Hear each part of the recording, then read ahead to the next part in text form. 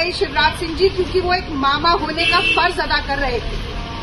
अपनी बहन की, अपनी भांजी की साथ हो रहे दुर्व्यवहार का, बदसलूकी का, छेड़खानी का विरोध कर रहे थे।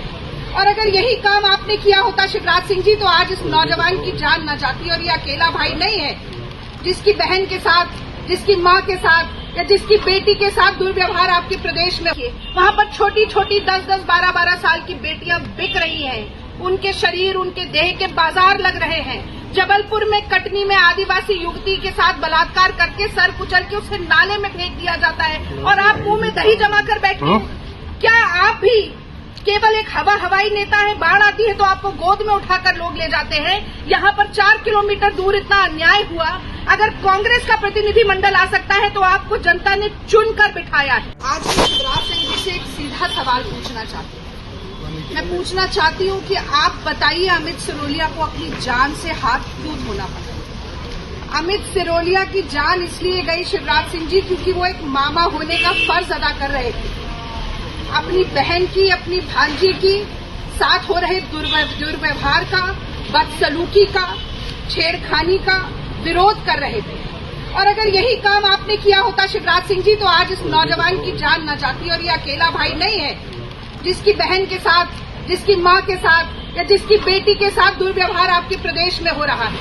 मुझे 4 दिन हुए हैं भोपाल आए हुए, और एक दिन ऐसा नहीं जाता जब कोई एक दिल दहला देने वाली वारदात दिखाई न देती हो। आज मेरा मन बहुत व्यथित है। एक माँ चित्कार लगा लगा कर रो रही थी, लेकिन यहाँ से 4 किलोमीटर दूर आप रहते हैं। आपको बहन बेटियों के आंसू नहीं नजर आते, आपको बहन बेटियों की चीख पुकार नहीं सुनाई देती। शर्म आनी चाहिए आपको शिवराज सिंह जी। एक तरफ उज्जैन में 12 साल की बेटी, उसके साथ इतना अमानवीय कृत्य होता है कि उसके अंग तक भंग हो जाते हैं। वो 8 घंटे तक सड़क पर घूमती रहती है और पुलिस कहती है कि वो विक्षिप्त थी, वो भिखारन थी, वो हमारे प्रदेश की ही नहीं थी। क्या निर्देश देते हैं आप अपनी पुलिस को कि आंख बंद करके, कान बंद करके सो जाए अगर महिलाओं के खिलाफ कोई अपराध हो रहा हो? यहाँ पर भी ये बहन गई गुजारिश करने के लिए, पुलिस की गाड़ी के दरवाजे खटखटाए, उसमें बैठे हुए आदमी से कहा कि हमारी मदद कर दो, बहनों की पिटाई हो रही है, भाई जान से जा रहा है, लेकिन उसकी कोई मदद नहीं की गई। यही बात नहीं, आप नीमच की तरफ देखिए, वहाँ पर छोटी छोटी 10-10, 12-12 साल की बेटियां बिक रही हैं। उनके शरीर, उनके देह के बाजार लग रहे हैं। जबलपुर में, कटनी में आदिवासी युवती के साथ बलात्कार करके सर कुचल के उसे नाले में फेंक दिया जाता है और आप मुंह में दही जमा कर बैठे हैं। क्या आप भी केवल एक हवाई नेता है? बाढ़ आती है तो आपको गोद में उठाकर लोग ले जाते हैं। यहाँ पर 4 किलोमीटर दूर इतना अन्याय हुआ। अगर कांग्रेस का प्रतिनिधिमंडल आ सकता है तो आपको जनता ने चुनकर बिठाया है। आप अपने आप को मामा कहते हैं ना, मामा या भाई जो होता है वो 250 रुपए की रिश्वत देता नहीं है बहन को, बहन के साथ रक्षा का सूत्र निभाता है। इस देश की महिलाएं कह रही है, इस प्रदेश की महिलाएं कह रही हैं कि हमारे आत्मसम्मान की सुरक्षा करो, हमारी इज्जत की सुरक्षा करो, हमारे सम्मान की सुरक्षा करो। आपको लगता है कि 250 रुपया रक्षाबंधन के दिन देकर आप इस सम्मान के साथ मोल भाव कर लेंगे? ऐसी सरकार पर जो अपने प्रदेश की महिलाओं की इज्जत और आबरू नहीं बचा सकती। लानत है ऐसी सरकार पर जिसको अपनी बेटियों की, बहनों की आंसुओं का कोई मोल ना हो। और लानत है ऐसी सरकार पर जो एक रोती, चित्कार भरती हुई माँ के पास पहुंचकर उसके आंसू न पोंछ सके, उसके जख्मों पर मलहम न लगा सके। आपकी सरकार पर धिक्कार है। और आप जान लीजिएगा कि अगर महिलाएं ठान लेंगी ना शिवराज सिंह जी, तो आपकी सरकार जो है वो उल्टे पांव दौड़ती हुई दिखाई देगी। इसीलिए प्रदेश की महिलाओं के साथ इतना अन्याय मत कीजिए। ये आपको चेतावनी आज मैं देकर जा रही हूँ। जय हिंद। और अपने देश की, अपने प्रदेश की बेटियों के लिए मैं ये जरूर कहना चाहती हूँ कि लड़ रही है बेटियां और पढ़ रही है बेटियां, अपना हर वजूद खुद गढ़ रही है बेटियां। इस अंधेरी रात में जब तलक न भोर हो, दीप बनकर स्वयं जल रही है बेटियां। वो बेटी आज ऊपर बैठी है, आपसे न्याय की गुहार मांग रही है।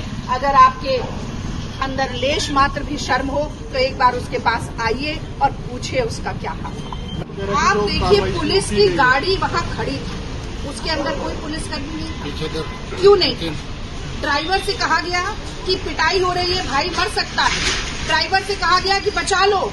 उस ड्राइवर को क्या निर्देश दिए गए थे? क्या कहते हैं शिवराज सिंह जी अपनी पुलिस को कि कहीं अपराध हो रहा हो तो मुस्तैदी से काम करो या मुंह मोड़ लो? आज ये सवाल है। इतनी बार बोलने के बाद वहां पर पुलिस नहीं आई। और आप अगर उज्जैन वाली घटना देखें तो पुलिस ने क्या कार्रवाई की? लगातार ये कहते रहे कि ये बच्ची तो भिखारन है, ये मानसिक रोगी है, ये सतना की नहीं है, ये यूपी की है, ये बिहार की है। बजाय इसके कि कार्रवाई की जाए, तफ्तीश की जाए, जल्द से जल्द न्याय दिया जाए। मैं आज पूछना चाहती हूँ कि फांसी की सजा का प्रदेश में होने से क्या फायदा है कि यहाँ पर इतने जघन्य अपराध होते हैं, नृशंस बलात्कार और हत्याएं होती हैं और एक भी दोषी कोई फांसी के तख्ते पर नहीं चढ़ता है। ये हाथी के दांत जो खाने और दिखाने के और है, इनको बंद कीजिए आप। न्याय की गुहार लगाती हुई बेटियों की आवाज आप सुन नहीं पाए। आज हर रोज 18 महिलाओं का बलात्कार मध्य प्रदेश में हो रहा है। 4 नाबालिग बच्चियों का बलात्कार रोज मध्य प्रदेश में हो रहा है। 58,000 से ज्यादा बलात्कार हो चुके हैं पिछले 18 सालों में और करीब 68-67 हजार महिलाएं गायब हो चुकी हैं। 38,000 बच्चियां गायब हो चुकी हैं। ये कैसा जंगल राज है? महिलाएं जाएं तो कहां जाएं, किससे कहें, क्या करें? मुझे तो आश्चर्य होता है कि इतने साल भी शिवराज सिंह के ऊपर विश्वास कैसे किया इस प्रदेश की महिलाओं ने। माँ से बात की, परिवार से बात की, क्या मांग कर रहे हैं वो और आप क्या मांग करते हैं? मांग सबसे पहले तो ये है कि एक आरोपी पकड़ा गया है, 2 और आरोपी है, सबसे पहले उन्हें पकड़िए। और आरोपी को पकड़ना न्याय नहीं होता है। न्याय तब मिलता है जब उस आरोपी को सजा मिले, जब वो जेल की हवा खाए, जब उसके ऊपर उसे कड़ा से कड़ा दंड मिले। और ये न्याय तो शिवराज सिंह जी की सरकार में होता हुआ कहीं नजर ही नहीं आता।